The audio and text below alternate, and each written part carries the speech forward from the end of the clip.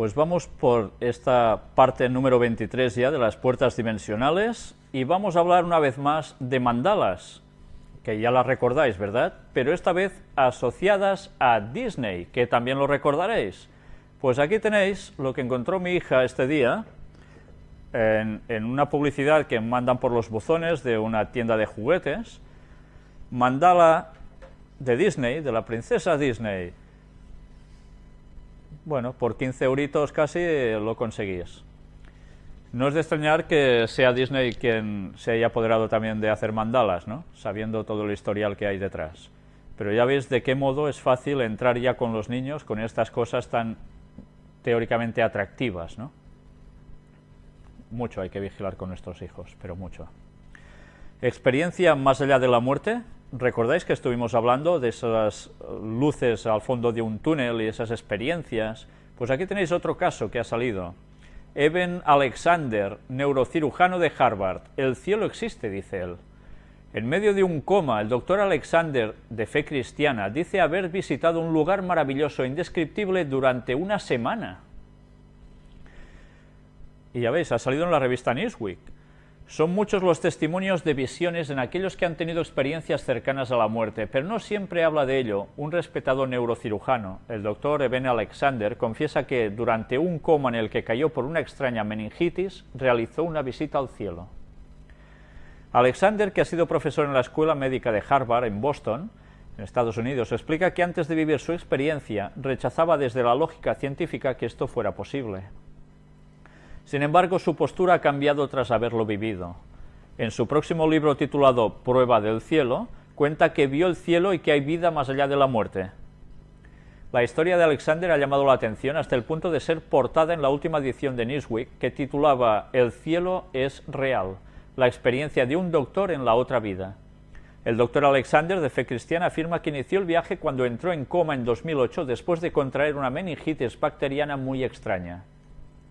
Dice que a lo largo de 7 días, en estado de coma, vivió en un lugar maravilloso. Comenzó mi aventura en un lugar especial, más alto que las nubes, inconmensurablemente superior, dice en el reportaje. ¿Había criaturas, pájaros, ángeles? Estas palabras no hacen justicia a los seres que vi, que sencillamente eran formas superiores, diferente a todo lo que he conocido en este planeta, explica el doctor. Estas criaturas emitían fuertes sonidos, como un canto glorioso, dice Alexander. Más tarde he razonado que se trataba de expresiones de alegría. El sonido era palpable y casi material, como una lluvia que puedes sentir en tu piel, pero no te moja. Alexander dice que viajó a través de este cielo, rodeado de millones de mariposas, con una mujer. Ella le dio 3 mensajes. Sois amados y apreciados, queridos para siempre. No tienes nada que temer y no hay nada que puedas hacer mal. Y no hay nada que puedas hacer mal. Es curioso, ¿eh? Finalmente, el neurocirujano despertó del coma. El libro de su testimonio saldrá este mes en Estados Unidos. La experiencia cercana a la muerte del doctor Eben Alexander, experiencia es la más asombrosa que he escuchado en más de 4 décadas de estudio de este fenómeno, dice Raymond Moody, autor de La vida más allá de la vida. Las circunstancias de la enfermedad de Ben y sus credenciales impecables hacen que sea muy difícil formular una explicación terrenal para su caso. Como que no la hay, explicación terrenal, si no fuera por lo que sabemos. El reverendo Michael Sullivan de la Iglesia Episcopal de Atlanta fue testigo de algunos momentos relatados en el libro. Me paré junto a la cama de Ben, listo para leer los últimos sacramentos. El relato de Alexander, detallado y descriptivo, te invita a caminar con él por donde ninguno de nosotros aún ha transitado. Después de haber sobrevivido a una experiencia cercana a la muerte y con su pericia neurológica, obtenemos a la vez el conocimiento de lo místico y la realidad del mundo físico en sus exploraciones científicas. ¿Os dais cuenta? Una vez más, enlazar lo místico con la ciencia, la fe y la razón. Una vez más, ¿eh?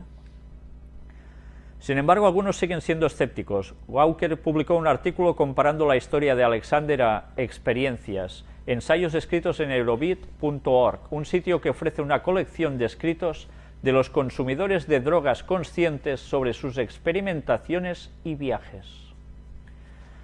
Bueno, pues ya ves, si experimentando en drogas también se llega a ese estado, todo esto nos va a llevar a algo que veremos además en una próxima conferencia, de la cual os he hecho mención también, de nuestro compañero que también estuvo hablando sobre temas de hipnosis y cosas relacionadas a ello.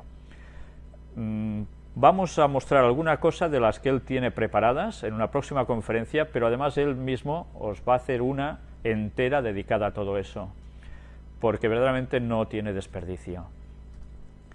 Pero nosotros vamos a seguir con la realidad de lo que hay en verdad en todas estas cosas. Vamos a seguir leyendo las citas sobre la pseudociencia de las cuales Ellen White escribió, pero ahora versadas precisamente sobre una parte clara del hipnotismo, lo que era conocido como mesmerismo. Luego también, más adelante, haremos un poco de historia de lo que era el mesmerismo y quién era Mesmer, el doctor Mesmer.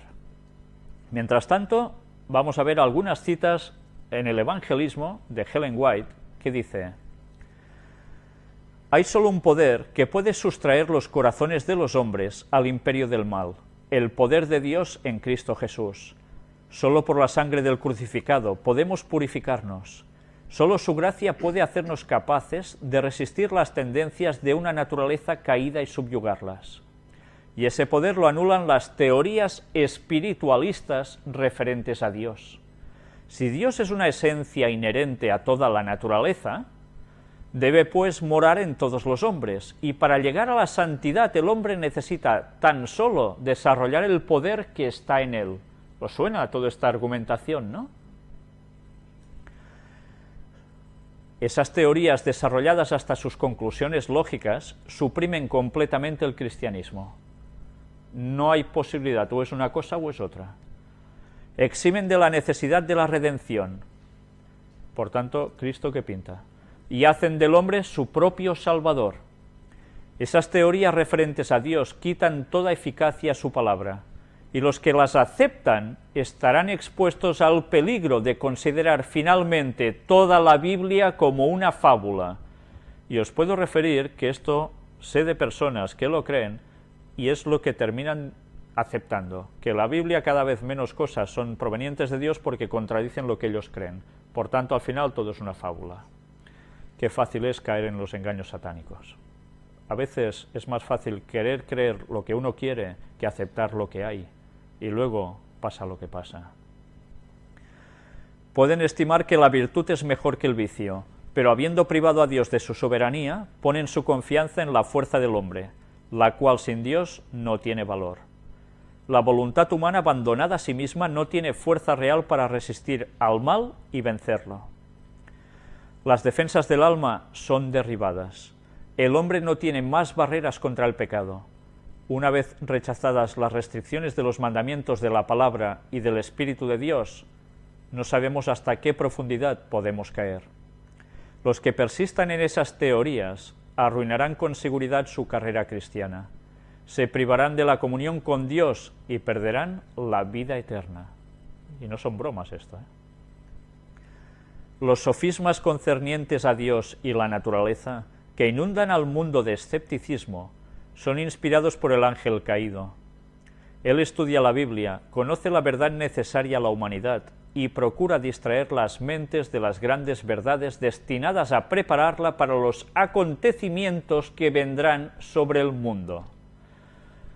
Esta cita pasa muchas veces desapercibida, pero mirad, si os detenéis un poco en ella, que nos está diciendo que ponerse en estos sofismas de estos tipos va a hacer que nuestras mentes no se preparen para los acontecimientos que nos esperan.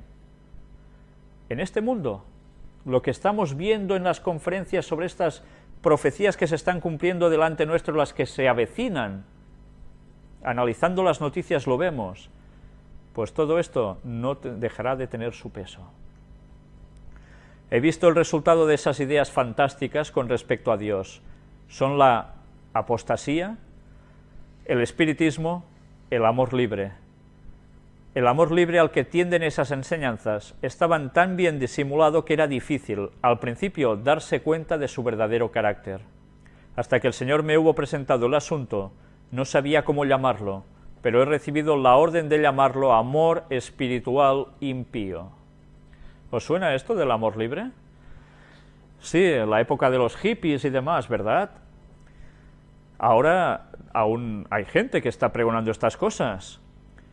Pero, ¿sabéis? Cuando ella escribió esto, ya veis que es del año 1904,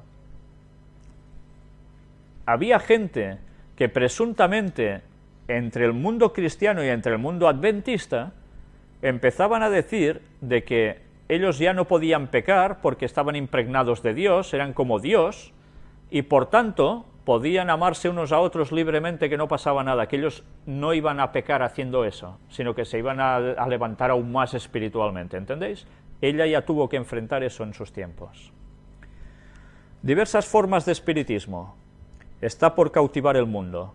El espiritismo está por cautivar el mundo. Hay muchos que piensan que el espiritismo se mantiene gracias a trucos e imposturas, pero esto dista mucho de la verdad. Un poder sobrehumano está trabajando en una diversidad de formas, y pocos tienen siquiera idea de lo que serán las manifestaciones del espiritismo en el futuro.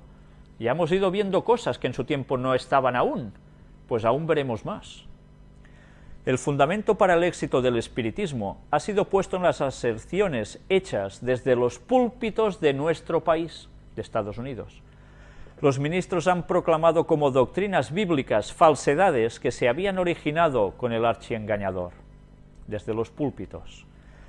La doctrina de la perduración de la vida, consciente después de la muerte, de los espíritus de los muertos en comunicación con los vivos, no tiene fundamento en las Escrituras, y sin embargo esas teorías son afirmadas como verdad. La creencia de la inmortalidad del alma se está refiriendo. Mediante esta doctrina falsa se ha abierto el camino para que los espíritus de demonios engañen a la gente al presentarse a sí mismos como los muertos. Los instrumentos satánicos personifican a los muertos y en esa forma llevan cautivas a las almas. Satanás tiene una religión, tiene una sinagoga y adoradores devotos. Para llenar las filas de sus devotos, utiliza toda clase de engaños. ¿Sabéis? Ayer mismo recibí una llamada donde me dijeron y me explicaron algo que aquí habíamos dicho sobre las puertas dimensionales, sobre las imágenes, que pueden hacer movimientos, y aquí mostramos algún vídeo, ¿recordáis? Pues me dijo como un pariente suyo, si no recuerdo mal, un hermano, tenía una cierta imagen en su casa, evidentemente imagen teóricamente divina, que cuando lo miraba, le cerraba los ojos y los volvía a abrir.